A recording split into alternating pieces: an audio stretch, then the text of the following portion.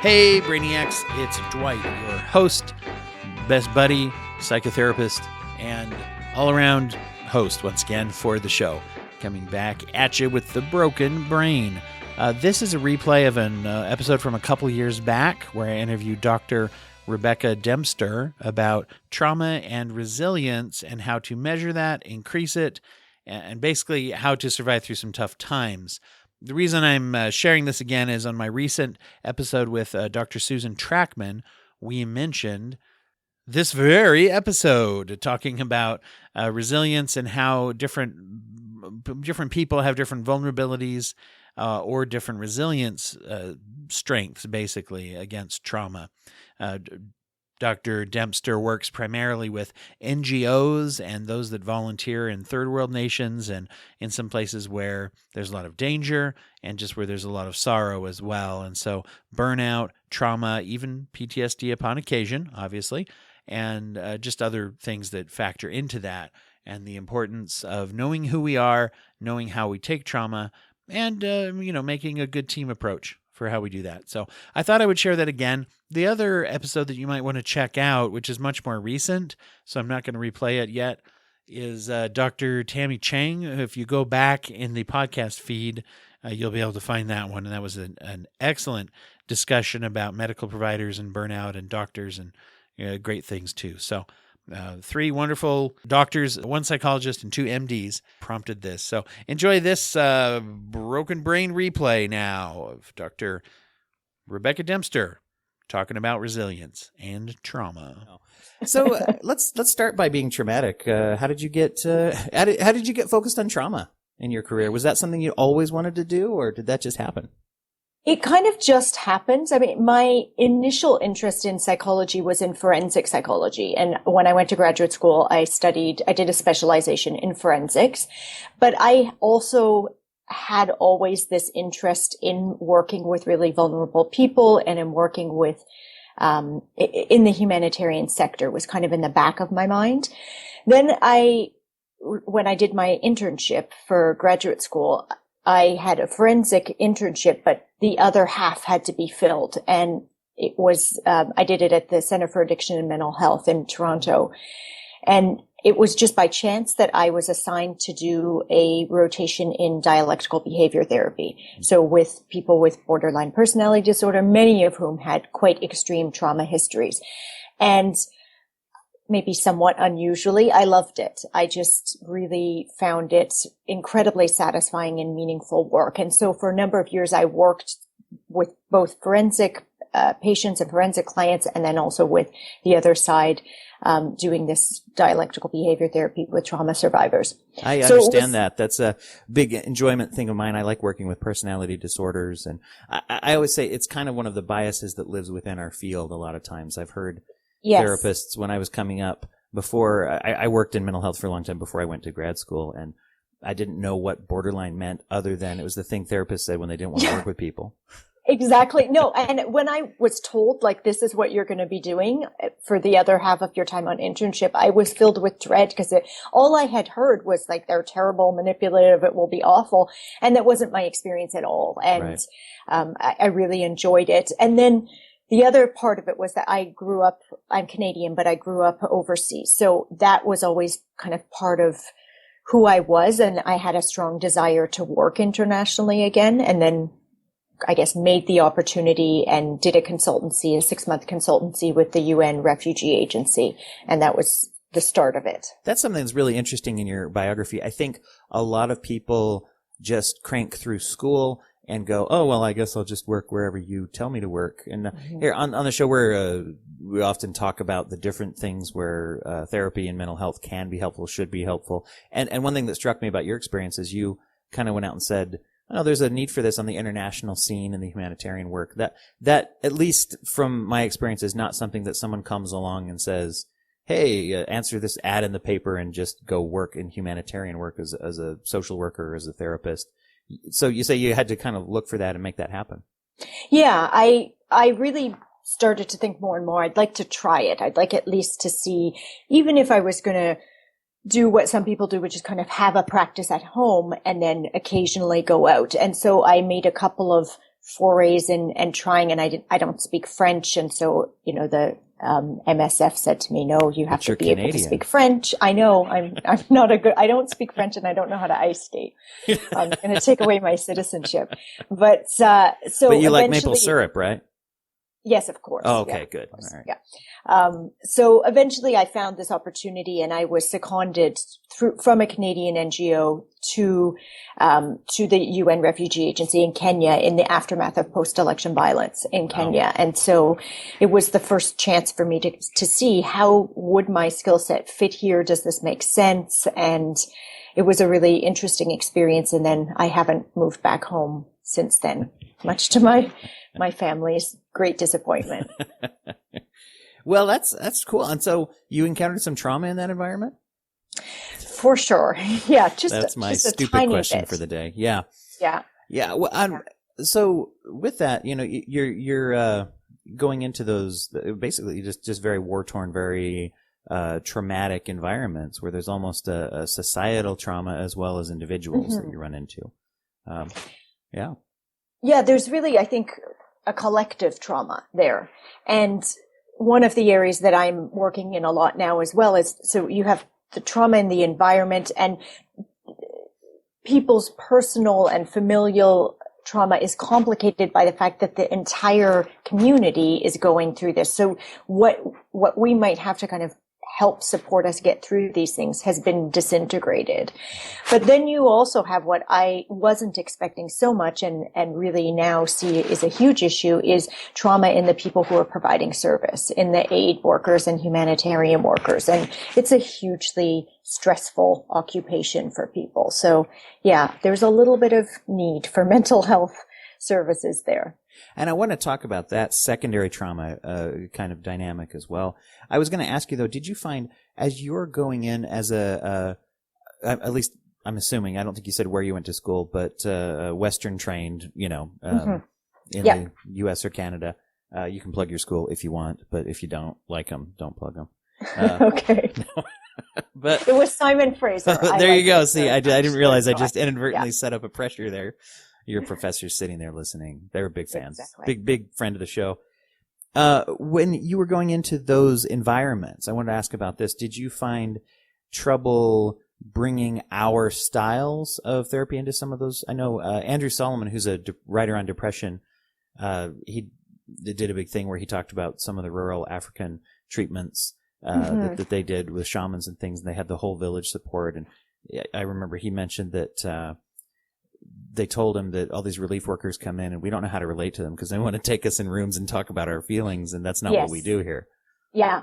That is a big part of this work, is really needing to develop respect and a cultural competency and thinking. It's been really interesting for me professionally just to start to think about intervention as so much more than therapy. There's a really great book. I don't know if you've read this one called Crazy Like Us by Ethan Waters. I haven't. I like the name. Yeah, it's interesting because it's about exactly this topic. It's about the export or the globalization of Western mental health concepts and treatment. And so in each chapter, he looks at a different disorder. And one of them is actually in the aid industry, looking at the response to the tsunami in 2004. But I've really evolved in the almost 7 years now that I've been doing this, and really understanding that recovery from trauma is not only achieved through therapy. And I was saying this to some people I was doing a training yesterday. We often, because it's a Western approach, the way the whole system has been designed, when a lot of people are interviewing trauma survivors in the context of refugee work, they'll ask them, did you get counseling? Would you like to see a counselor? And what I was saying is it's really a problem that we're not asking people, how did you cope with this? Because that suggests that the avenue to wellness is through counseling. And it isn't. For many, many people, it isn't. It's one. And I think therapy is great. I enjoy doing therapy. Big fan. Think it can be really effective, but it's part of. We heard it here first, everyone. Rebecca's coming out against therapy. No.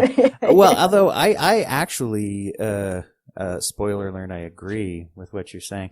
I think what you're saying is true even in therapy. When people come seeking therapy and we have cultural, that cultural common ground to build upon. I'm a big believer in aspects of solution-focused therapy. One of which is to treat the client as the expert.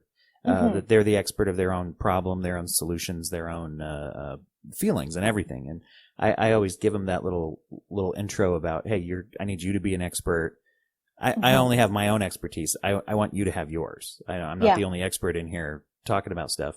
And one of the things I like to ask is just what you said. You've been through some trauma. How have you coped so far? And not just, oh, you haven't coped and now you're going to start to cope because Mr. Therapist is here to help. Yes. And I just think that's too dehumanizing. Yeah. Yeah. So I would say it's something that the field there's a lot of recognition of it, I would say, but not a lot of action on it. We still have a tendency to look at psychosocial interventions as being counseling. We all kind of want to be Robin Williams in Good Will Hunting, where I'm going to say this one cool thing, and then you're going to burst into tears, and it's going to be great.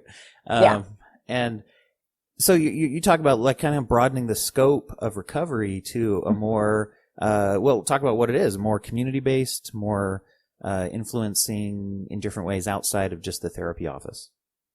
Yeah, I mean, I think there have been some interesting studies looking at it. So one that stands out for me, looking at something like the concept of post-traumatic stress disorder in different cultures. And what I would say is can you find it across the world? Yes, but you're always missing something. If that's what you're looking for, you're always missing. Even again, in a Western culture, there's a multitude of ways that people can be affected by trauma.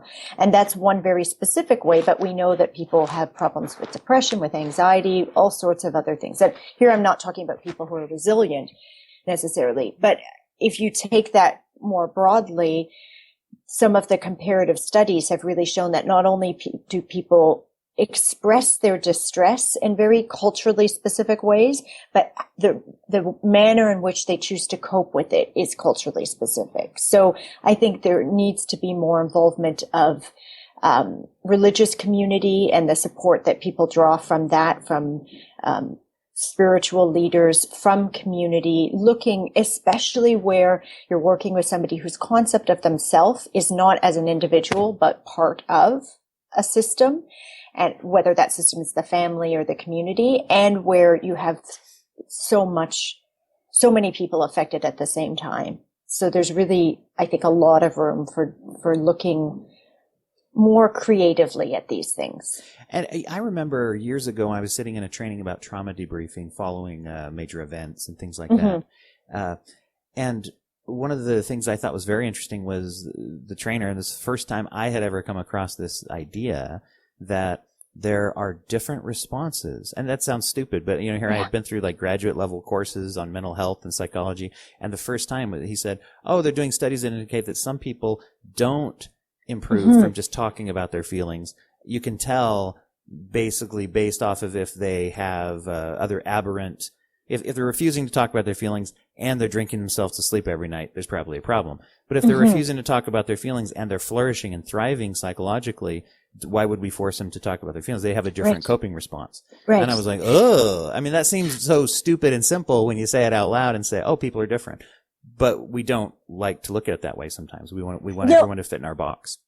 Exactly. And I really think, I don't know where you went to school and if you want to plug that as well, but in my training, there wasn't a lot of focus on resilience and strength. It really was, the class was called abnormal psychology, not thriving and flourishing.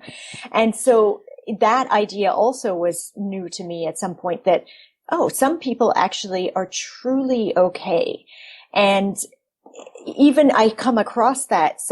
When I was working as a staff welfare officer for one of the UN agencies, I had a couple of people referred to me who had been through a traumatic incident, and they had seen already a different counselor. And she said to me about one of them, he says he's fine, but I don't know if it's denial.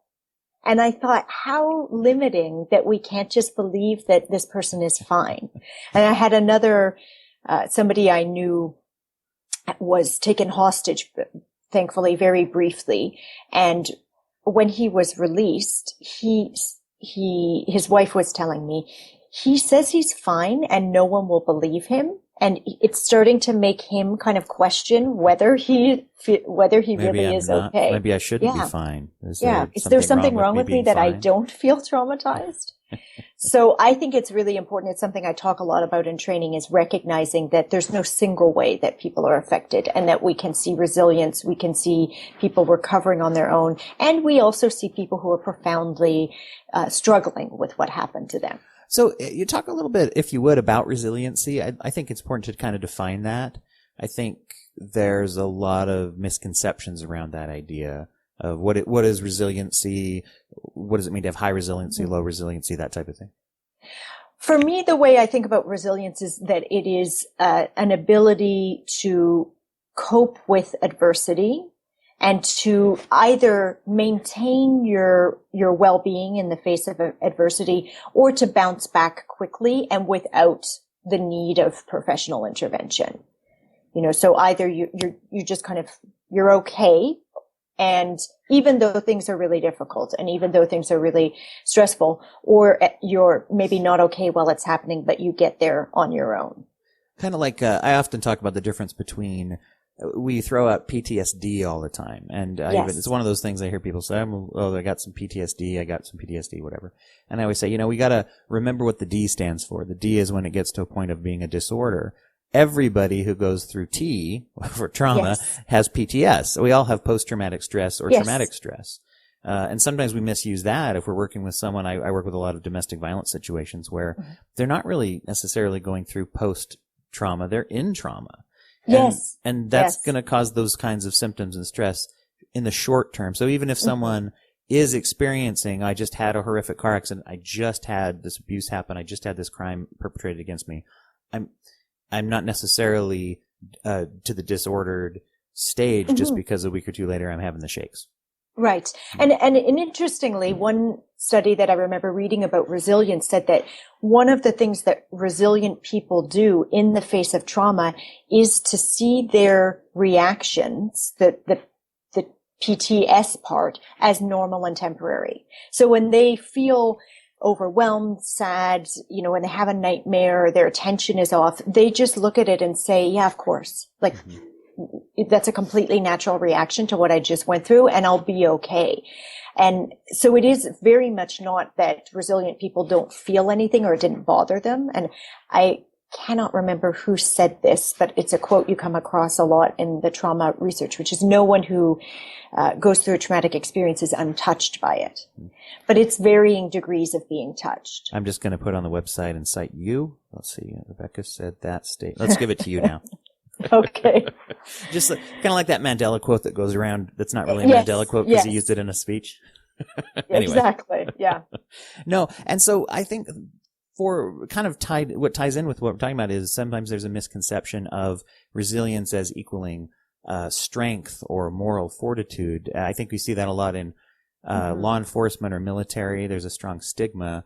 If you happen to have low resilience, that's more of a psychological or medical health statement. I'm having low resilience, so I need some help, instead of saying, oh, I'm a weak person. Yes. And I would say that is also prevalent in the humanitarian sector. The idea that if you're affected, so you can quote me on this one because I did say this. So if no one is who goes through trauma is unaffected by it, no one who repeatedly is exposed to other people's trauma is unaffected by that. That is my quote. That is good. Yes. Wait, say it again so we can highlight it. No one who's repeatedly exposed to other people's trauma is unaffected by that experience.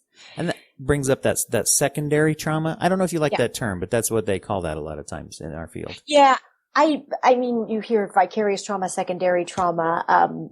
I use them kind of interchangeably, even though I'm not sure that they are interchangeable. But yeah, just to go back to that, in the humanitarian sector, there is this really unhealthy culture of, if you are affected, you are not cut out for this work. You're weak. You shouldn't be doing it. I've seen that play out in, for example, I used to work in inpatient treatment a lot, and you'd get people who would almost try to out cynical each other. Like, oh, well, that patient's they're going to kill themselves. One of these days they're going to kill themselves. I just know they are. Whoa, you said that about everybody who's come in here. It's like you're hedging your bets. You don't want to be wrong about someone. Heaven forbid you want to say, hey, they're really serious about their recovery. Yes. And everyone's like, oh, sure, you're just naive. We're all trying to out hard ass each other. And this is one of the things that I think about resilience also is it's fluid, right? It's like your physical immune system as well. Sometimes you're susceptible to cold, sometimes you're not. When you're susceptible to a cold, that's not a weakness. It's just a fact of life that these kinds of things go up and down. I think mental resilience is the same. Yeah, we still have this stigma attached to that, even as professionals many times. What kinds of things did you start to see? You mentioned that was a surprise for you to start to see how powerful that type of trauma that humanitarian workers and those fellow professionals were having. Mm-hmm. Well, I think there were two surprises. The one surprise was the organizational culture, right? Which I very naively thought would be more sort of warm and fuzzy, was much more sort of be tough, don't talk about these things. And to varying degrees, I think right now there is an increasing recognition, and it feels like the conversation on this is building, and people are starting to see that this is not because these people are not cut out or that they're weak. This is just the nature of this kind of work. But I think I don't know if you're familiar with the defense cascade. If you've seen this idea that when we're exposed to trauma directly, we can go through, rather than just stopping at fight or flight, which is what most of us are familiar with, that there's this concept of tonic immobility where people can, when they're frightened, go into paralysis. And then if the kind of trauma is unrelenting, there's no escape, people will shut down. So there's the huge increase in energy, and then there's the shutdown. And for me, I see that in secondary trauma. They're the people who are kind of in the uproar side, who are, extremely emotionally reactive. They're having a hard time with intrusive thoughts. They feel unsafe all of the time. They have nightmares, those kinds of things. And then the other side, which I would say in secondary trauma, is where people shut down, right? And they shut down by becoming cynical and jaded and disconnected from the people that they work with. And I think that was also really surprising to kind of see those things happening. And so then seeing that, there's a tendency to just attribute that strictly behaviorally. Oh, you're just cynical, you're just jaded. Oh no, those are symptoms of trauma. Yeah. It's a protective mechanism, right? Because if you hear the worst things that people can do to each other day in and day out, at some point, for some people, it's just too much. And it's like, if I don't believe these people anymore, then I don't have to accept the fact that the world really is that there's that much awfulness in the world. And so you saw that essentially, I'm going to call it almost misdiagnosis, administrative misdiagnosis, because people are saying, oh, that person, get rid of them. They're not cut out for the field. Oh, that person, get rid of them. Instead of saying, oh, that person is succumbing to some trauma. Let's work on that. Yeah. And in that sector, I wouldn't say that it's not really get rid of them, but it's just sort of leave them alone, right? And don't support them and marginalize them. Yeah. And certainly, I don't mean to suggest that it's all bad and that there's no support for people, but it's also an industry where it's really hard to bring people what they need because they're spread all over the world. They're often in very remote places where you can't have all the kinds of supports that you would like to have in place in every place that humanitarians are posted. But there is this a more alarming side of an organizational culture, which is just like, let's not talk about these things. Or at one time, somebody asked me about selecting, should we create a selection process where we're looking for people who are resilient? And my response was, first of all, if you look at resilience to trauma, not the only, but one of the factors that predicts resilience is narcissism. Do you want an office full of people who are high on narcissism? Fantastic if something goes really wrong, but maybe not that much fun all of the time. So you'd over-select for that. Plus And the embezzlement and all of the office problems that would Really. start to happen. yeah. And then the other piece is there is something that people who are less resilient bring to the table that we would lose if we didn't have them, if we only selected people who are really, really hardy, we'll miss out on the things that people who are less hardy have to offer. And in a field like humanitarian work, I think that would be a huge loss. What are some things that you see that tie with that? Maybe strengths, if you want to call them that. I think empathy is a big one, right? The capacity to really empathize with people, to be very, very compassionate. And it is a risk factor for secondary trauma.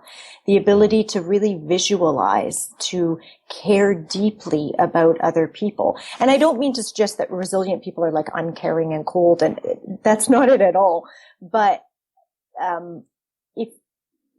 if you only selected a certain kind of people, you'd miss out on some of that.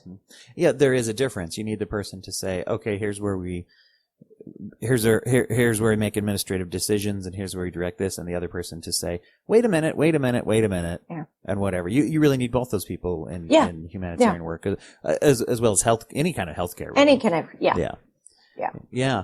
Well, I know it's a really powerful observation. So when you started to see that happen, what sort of clued you in to be able to say, oh, wait a minute, this is trauma, guys. What's going on here? I think it was just coming from a mental health background, which is a different background than many people in this area. And especially I was working a lot with the UN Refugee Agency, and a lot of them come from a legal background. So I was sort of the fish out of water of thinking about these things differently. And I had come from a really strong experience in the clinic that I worked in, the dialectical behavior therapy one. It was a fantastic team, and I had this amazing mentor, Shelley McMain, who's just an all-around fantastic human being, amazing psychologist, and a wonderful, wonderful mentor who really modeled that it's okay to be vulnerable, and that it's okay to find this work difficult. And the idea is not never find things difficult, but get help when you do. Yeah, and that's a real staple of DBT, too. If you're doing it correctly, you're supposed to even have little sort of DBT self-care groups with the therapists who are working with that and treatment we team. did. We had 2 hours every week of our team meeting that was about how are we coping, and what do we need in order to be effective in this work. So that was also really surprising to me, that when I first started in the humanitarian sector, I discovered that no one there, very few people there, had received any kind of training on what trauma does. So what trauma does to people who directly experience it, and what trauma does to people who listen to it. It was just not something that people had an opportunity to hear about. And I couldn't believe that but you work almost exclusively with trauma survivors. It seems like it might be helpful to, understand this at some level. And so I think I kind of recognized it right away, that this is what's happening, and have been involved in different capacities since then, in trying to push for more training on these things and more support for people. Well, I think you bring up something else that's really, really useful, which is this concept of the cure for this problem is not to eliminate the problem. It's not to say, let's make sure we pick better, hardier, whatever. Mm-hmm. Let's make sure that we never have risk factors. Let's make sure that this never happens. So what kind of things do you advise to protect from that secondary trauma, since avoidance is an unhealthy coping skill? Yeah. Well, I think there's two things that need to be happening. One are the organizations need to do a better job in supporting staff, and and that's hard. I recognize the challenges, as I said, that they had. It's really hard to do it when you have, 8,000 staff members, a huge rotation, turnover, people going here and there. And there are definitely challenges, but that's why I have started my website, because I think we could harness a lot of power from the internet and make this more available. So I think organizations need to look at how do we support people, and how do we reduce some of these unnecessary stressors. We cannot take away the trauma exposure part, because that is the work, but can we do a better job of, streamlining hiring practices and renewal of contracts, and just remove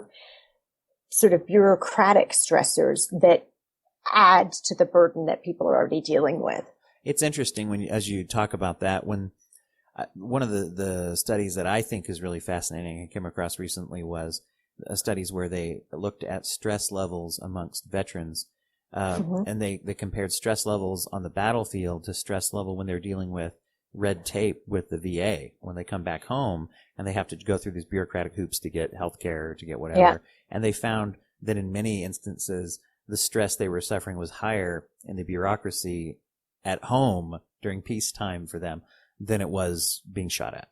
Really? I'd love to see that study. Yeah. Because it sort of maps onto what I see in humanitarians. It's like when you go into that, you're signing up to help vulnerable people and you kind of know that's going to be tough, but that's why I'm really here. But what I'm not here for is the red tape. Yeah. So yeah, I think there's a lot that could be done there. And that's one of those really, I think that's a brilliant insight, because that's one of those secondary things that people wouldn't think of a lot of times, to say, oh, let's make sure to reduce this level of stress. They would usually just look at the trauma itself only. Yeah. Yeah. And then individually, I think there's a lot that people can do. The research on resilience shows that this is not an, sort of hardwired trait. I mean, I think some people are naturally more resilient, and part of that might be their innate level of emotional reactivity, but it's also a lot about how you were raised and the kinds of messages that you had and how your parents or your caregivers coped with stress. So the way I put it is resilience is a habit. Cool. It's fundamentally a habit, right? It's about thinking and behaving in ways that help you cope with stress. So one of the things that I've been looking at is what are the kind of thought resiliency patterns, behaviors and thoughts. Yeah, exactly. Yeah. And there are a number of things that people can do that really help to create a bit of a buffer between the stressor and their reaction to it. And there's also a new, not necessarily new, but kind of a model out that suggests that resilience, how people cope with stress, is really largely a function of what they tell themselves about stress. It kind of goes back to some of there's a therapy thing, the whole self-talk, self-dialogue, the whole cognitions, and do we just allow the automatic thoughts, or do we challenge them? Yeah. Yeah. There's very powerful, I love studies when they study about attribution and why we think things happen and why we think we do things. And it's amazing how powerful it is when someone, I just within the last 24 hours in this very office, someone was sitting here talking, and as he was talking, it wasn't even me, he just was talking, and he said that, this thing had happened where he had an altercation with a loved one, an argument. Mm-hmm. And in the middle of talking about it, he said, although, you know what? I handled it much better this time. And he was able to recognize that, oh no, this isn't just the same thing. I'm actually making some progress and changing, even though something undesirable happened. Yeah. Yeah. Well, and I think the resilience stuff is really clear. You'll never have a stress-free life, right? It's just, I don't know what that would look like. I cannot conceive of a life that doesn't have some kind of stress. So it really is about how you respond to it. And there's a parallel there with trauma as well, right? Because one of the predictors of well-being after trauma is the kind of emotions and thoughts that people had while this kind of incident was going on. So my work now is really looking at how do we give people the tools to build their own resilience, and what are the kinds of patterns that people could work on. Yeah. So here's a thought about that. As you're talking about that, if somebody has someone in their life, whether it's a colleague, whether it's a spouse, someone who's exhibiting and who's showing some signs of this trauma, has been through something. I'm thinking of a lot of our listeners who maybe are in the military or married to someone in the military, and they're seeing somebody who's starting to have this. What's the most helpful thing the non-traumatized person can do to support and kind of reach out, do you think? What kinds of things should they keep in mind as they're approaching someone? I think there's a few that come to mind. The first one would just be there, right? Just be available and be, not constantly, I mean like 24/7 you have to, but make sure that it's not reaching out once, because if you think about your own experiences at times when you've gone through something that's difficult, sometimes you're wanting to talk about it and sometimes you're not. So it's just this idea of, really reaching out on a continual basis so that it's much easier for somebody to say, yeah, I do want to talk about it now, than if you say, hey, I'm here whenever you want. And then 3 weeks later is when they're ready, but they don't feel comfortable. So just, I think really being present and being available to people is the first thing I would say. We're not always good at having an ongoing conversation and making something open instead of saying, well, we talked about that once 3 weeks ago. Boy, I don't want to bring it up again. It was too awkward. Yeah. Just saying, the door's open. Yeah. Yeah. The door's open, and I'm going to remind you that the door's open. Because you think about it with grief as an example, like when somebody experiences a loss, there's this huge outpouring of support, and then it peters off. And everybody goes back to their normal life, and this person is like, but life has not gone back to normal for them. So it's like, don't just send your condolences once. Send your condolences, right away, a week later, a month later, 2 months later. That kind of thing, I think, to just do essentially what we would call in our field outreach. Mm-hmm. Yeah. And then the other thing I think that's important is understand that we cope differently. And as you said about the training that you experienced, that some people will work through this by talking and some people will work through this by exercising or something else entirely. And as long as it's a coping mechanism that isn't causing problems, that it's okay for people to work at this at their own pace and in their own way. It is interesting how the more that we understand each other and know the way that people cope, the way we can sort of support each other too. I have a colleague of mine a few years ago experienced it was a pretty sudden traumatic incident to his family, and he was taking some time off, and everybody was kind of circle the wagons and whatever, and on one of these days off that he had, which was unusual for him, as we're working, we're in the same industry, right? Days off aren't always common. He went up and started installing track lights in the attic that he'd been meaning to do forever, because that's how he deals with stress and grief and trauma. And as he was doing that, feeling okay, he thought, I wonder where my wife and kids are. Because he kind of realized, oh wait, they do this differently. And so I've been working on this for a while. Let me go over here and kind of hug and sit and hug. And so to meet their needs as well as his need. And but he knew that. And so when you have that insight, it can really help. It just, I guess, kind of goes back to, like you're saying, is getting to know, people, but also getting to know culture. Mm-hmm. To know where people are coming from in that area. Yeah, absolutely.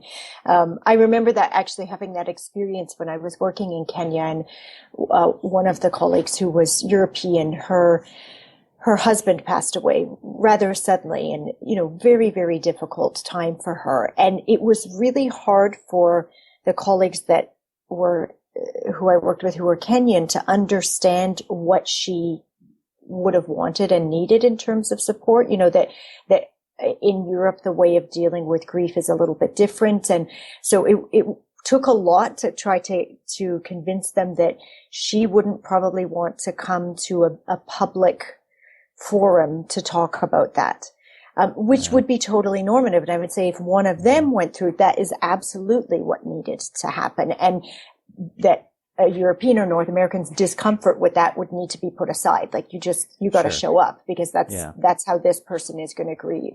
Well, in that collectivistic, sometimes even the rural cultures where we're all in this together, we all stop working to come together and sit and talk and sing and whatever we do.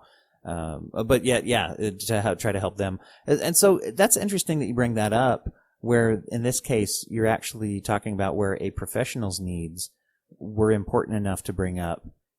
And get that across to those that were there's that line between the helper and the helped sometimes. Mm-hmm. And I think sometimes we're afraid to cross that line and admit that we have needs also.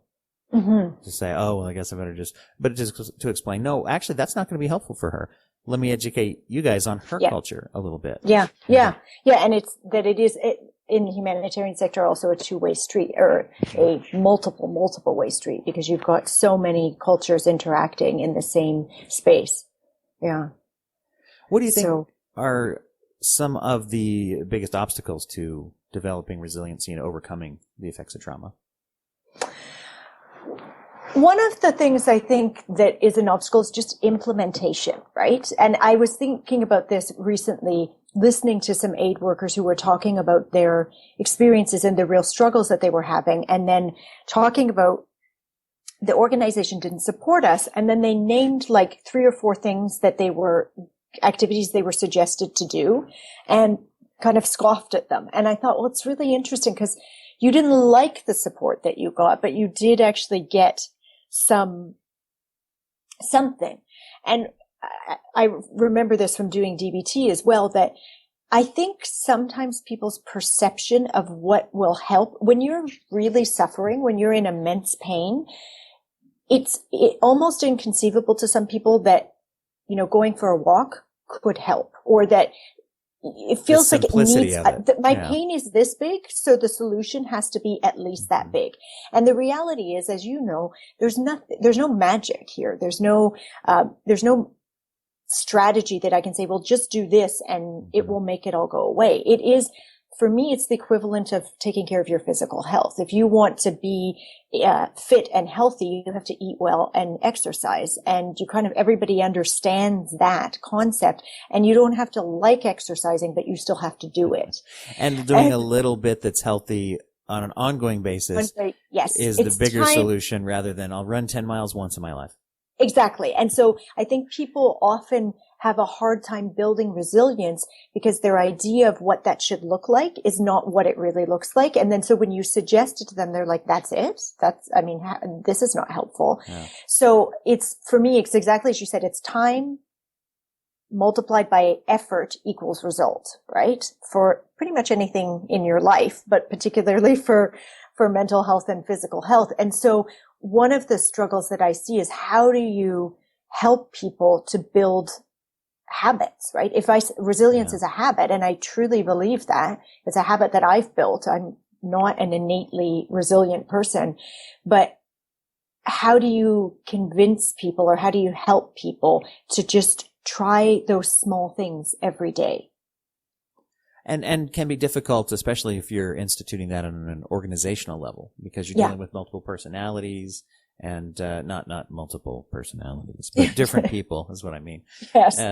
And trying to get that to happen. It's kind of like, as you're talking about, like the taking the walk. Is taking a walk going to cure my depression? No. So I have to accept that, but I also have to accept that taking a walk consistently may actually help a lot more than I think it will. So on the one hand, I have to get rid of the magic miracle cure thinking. Yeah. And on the other hand, I have to embrace the thing that is magical and miraculous about the very, very simple.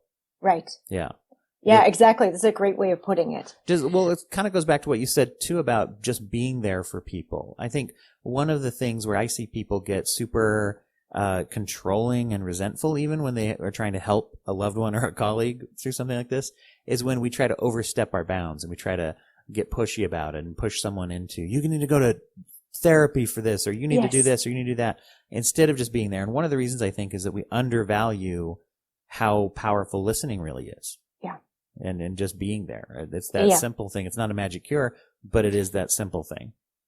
It's feeling really heard and understood by someone else, I think, is an incredibly powerful experience. Mm-hmm.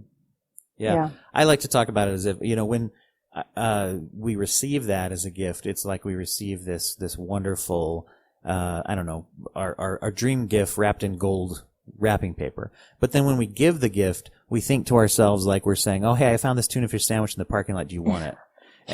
And trying to say, wait, when I give it, it's the same thing as when I receive it, that just being there and being present. Yeah. But it's funny that you say that about the tuna fish sandwich, because I sometimes have found that experience. One of the things I've had to work on for myself is just getting more comfortable with, this is what resilience building looks like. Because when I talk to people about it and they're really in distress, you can kind of sometimes see them getting deflated as they realize that I don't have a magic cure. And I've had to work on the fact that it does work. It really does work. And I believe in it, and it is just helping people to think that is a worthwhile effort to put in. There's a big element of that in any kind of psychological services, I think, is that confidence of being able to say, no, really, this is valuable.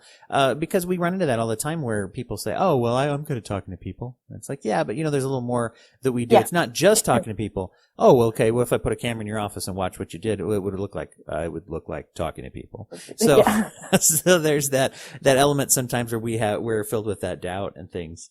Yeah. Now, I wanted to ask you, because another thing that anyone who listens to this show knows is that I have a sort of mischievous attitude when it comes to kind of buzzwords and trends in the field. I had a boss years ago who he loved to point out how many books start with cognitive behavioral therapy 4, and then it would have anything, bipolar, addiction, whatever, and he'd say, they're the same book. They're all the same book, but they just have the last word changed. Yeah. Evidence-based practice is another one that we throw around all the time without always knowing what it means. Self-esteem, if you want to go old school, is another one that sometimes we don't define. So one of the trends that I think I've seen a lot of is trauma-informed care. And I wanted to, I'm sure you're aware of this and it must be of interest to you.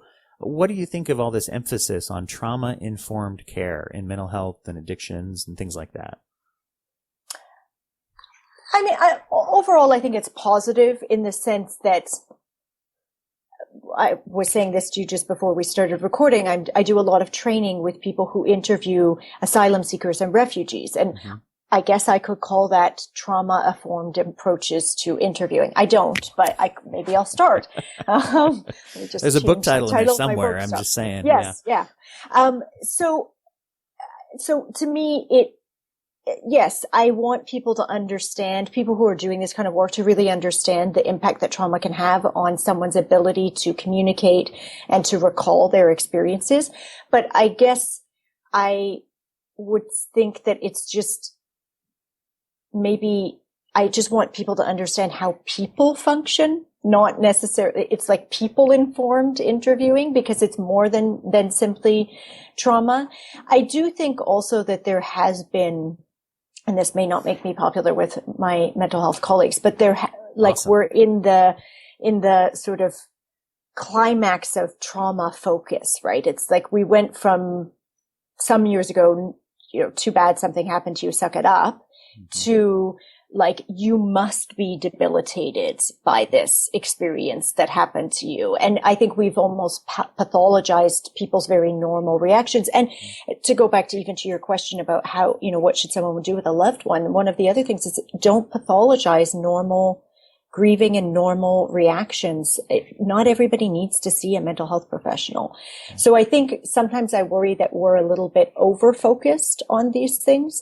And there's a balance there of not discounting the people who are truly in need and truly suffering, but also not sending consistently this message to people that you cannot cope. Yeah. It's like impossible to cope with this. You will definitely be messed up now.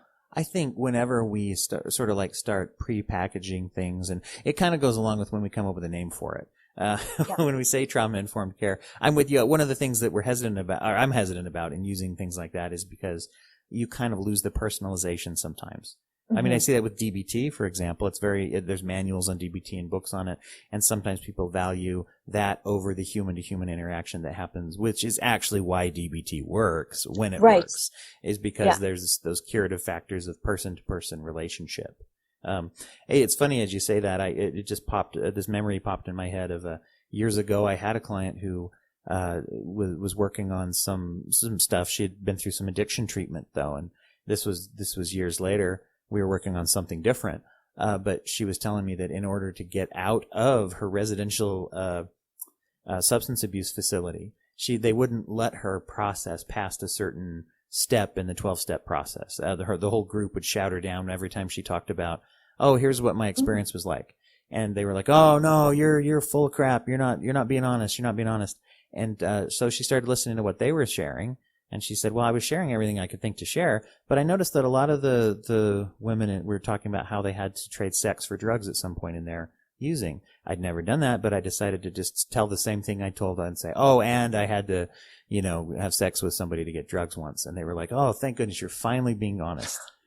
And they let her, and gold star, and you get to move on. Yeah, exactly. Yeah, and so I just there. You're saying pathologizing normality, and just saying like, oh, admitting people have a different experience and moving on. Yeah. and allowing them to move on and things like that.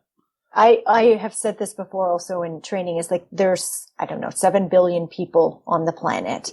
To assume that your understanding of the world is anywhere near to complete is like the height of arrogance, right? Like you see a tiny sliver of what the way people live and think and experience things. And, you just have to assume that there's a great amount of diversity out there in people's lived experiences. And it goes back to that confidence you just brought up a little while ago, which is to say, oh, what I have to offer something that helps. I don't need to know everything. I don't need to say, oh, well, you must be experiencing more trauma than you're admitting. Yes. I don't have to put everyone in that box to be trauma informed. I just have to watch for and look for how trauma might play a role in this person who's in front of me. Right. Right. Yeah. And I think even to tie it back to what we were talking about at the beginning around the different culturally normative ways of responding, that's one of the things that I have also sort of built my confidence in, is understanding that, yes, we need an array of responses, and not to assume that therapy is the only way that we can help people. And it's also true that that's what I'm trained in, and that's what I bring to the table. So I really fully support exploring those other things, but I also am comfortable saying that it shouldn't be me who's doing that, right? That needs to come from someone else. So tell us about your website.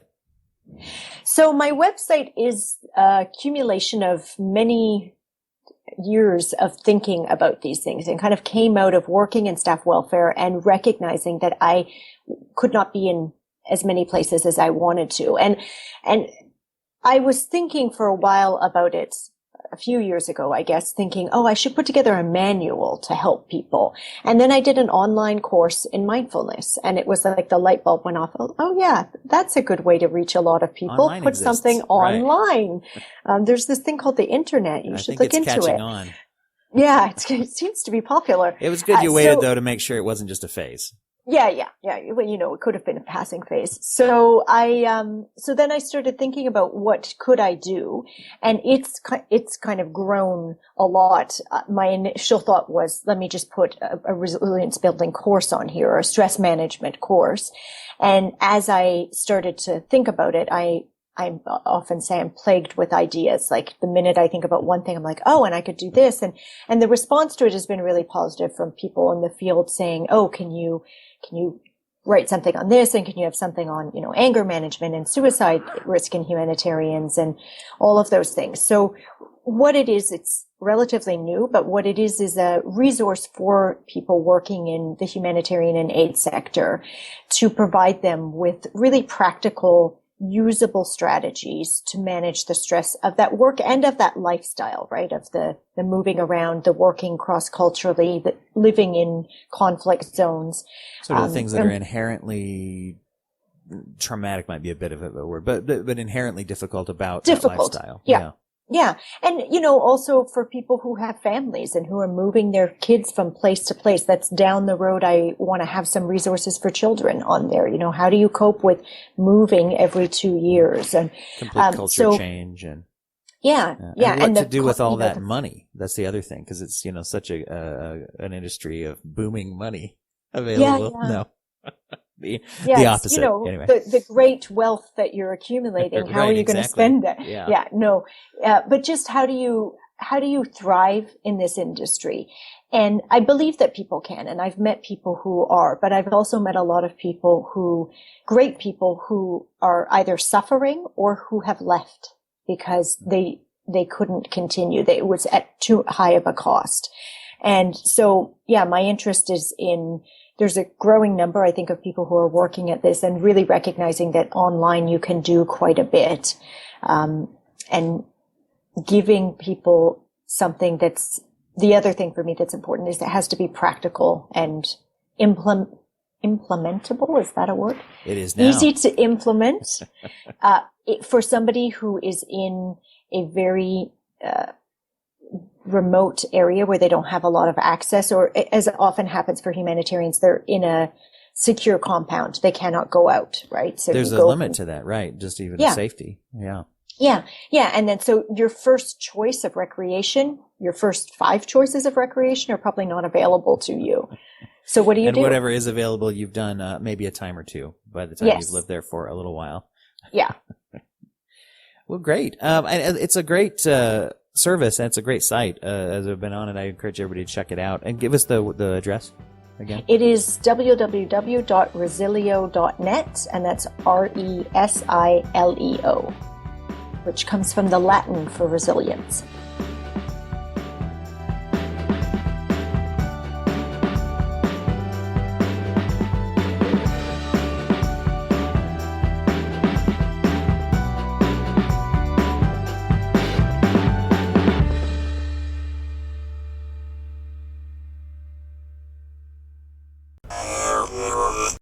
Thank you for listening to the Courtemp Arts Podcast Network. To listen to more Courtemp Arts shows, visit courtemparts.com.